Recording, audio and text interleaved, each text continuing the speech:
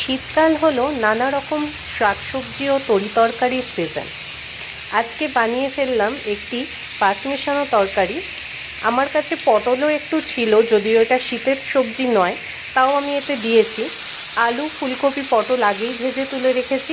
তারপর এতে দিয়েছি জিরে, তেজপাতা ফোড়ন দিয়ে একটু আদা আর রসুন বাটা।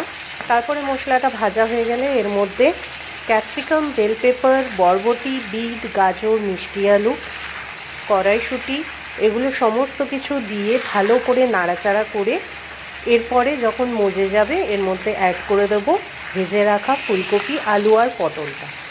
এই তরকারিটা কিন্তু খেতে ভীষণ ভালো লাগে বন্ধুরা। তোমরাও কিন্তু বাড়িতে বানিও আর অবশ্যই কমেন্টে লিখে জানিও কেমন খেলে।